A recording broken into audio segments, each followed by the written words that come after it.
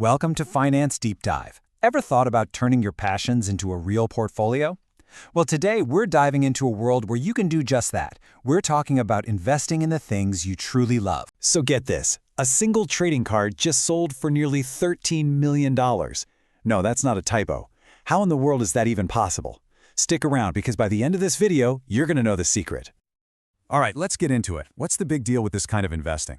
It's really this incredible mix of, smart financial thinking and a real, genuine emotional connection. Yeah, we're talking about passion investments. These aren't just numbers on a screen. They're real, tangible things you can actually see, touch, and enjoy. The joy you get from just owning them. Experts actually have a name for that. They call it the utility dividend, and that's a return you won't find on any balance sheet. But, okay, where do these crazy price tags even come from? Well, when you step into an auction, you're not just walking into a sale. You're stepping into a psychological battleground. And honestly, your own brain can be your worst enemy. First up, you've got the scarcity effect. It's so simple but so powerful. The moment an auctioneer says, one of a kind, or last one ever, something just clicks in our brain. That fear of missing out, or FOMO, it just takes over, and suddenly we're bidding way higher than we ever planned. And then there's this weird one, the endowment effect. The second you place a bid, your brain starts acting like you already own the thing. Seriously. So when someone outbids you, it doesn't feel like you're avoiding a purchase. It feels like you're losing something you already have. And that makes it so much harder to walk away. And to top it all off, you've got the sunk cost fallacy. You've been there for hours, you've invested time, energy, you feel so committed that you just can't stop. You end up chasing it, pushing the price way past what it's logically worth, all to justify the effort you've already put in.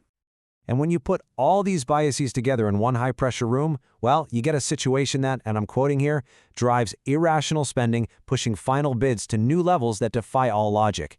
It's a battlefield where emotion pretty much always beats logic. So if your brain is wired to trick you, how on earth do you fight back? Well, you need a system, a framework. This is the playbook that every single smart collector lives by to figure out what an item is really worth. And it all boils down to these four things, the four pillars of value: rarity, condition, provenance, and authenticity. Get a handle on these four, and you'll have the key to understanding exactly why that one trading card sold for almost $13 million.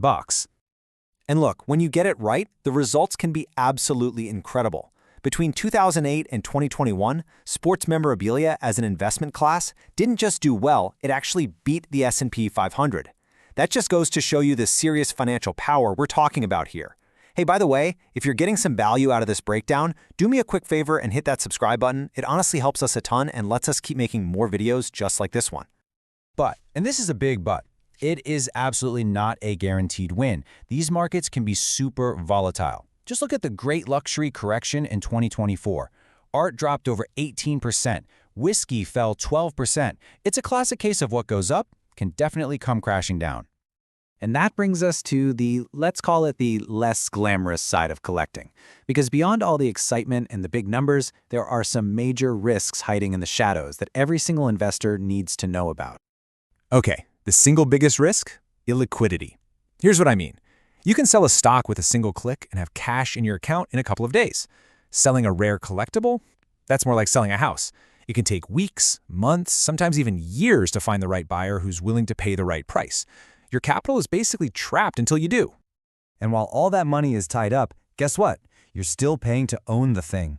We're not just talking about the initial purchase price. You've got to think about specialized insurance, climate-controlled storage, maintenance, not to mention all the fees for authentication and appraisals. These costs are constantly chipping away at your potential profit. And let's say you navigate all that and you actually make a profit. Well, get ready for the tax man. In the US, the maximum capital gains tax rate on collectibles is a staggering 28%. That is way higher than what you'd pay on stocks. It's a nasty surprise a lot of new investors don't see coming. And if all that wasn't enough, you have to deal with fakes. The market is absolutely flooded with incredibly sophisticated forgeries that can trick even seasoned experts. So let me be clear. Getting something professionally authenticated isn't a nice to have. It is an absolute non-negotiable necessity. Okay, so with all those scary risks, how does anyone actually succeed at this? It comes down to blending that passion we talked about at the beginning with some very pragmatic, very disciplined strategy. And the strategy itself is pretty straightforward, but it's crucial. First, Diversify. Don't dump all your money into just one type of collectible. Second, be patient. This is the long game. And third, and maybe most importantly, get expert help. You can't do this alone. So, let's go back to that big question. Why was that card worth almost $13 million? Because it was a masterclass in the 4 pillars. It had ultimate rarity, it's literally a one of one, meaning no other exists, and it had legendary provenance, linking 2 of the greatest athletes in history. That's a combination you just can't replicate. Which really leaves us with one final thought to chew on.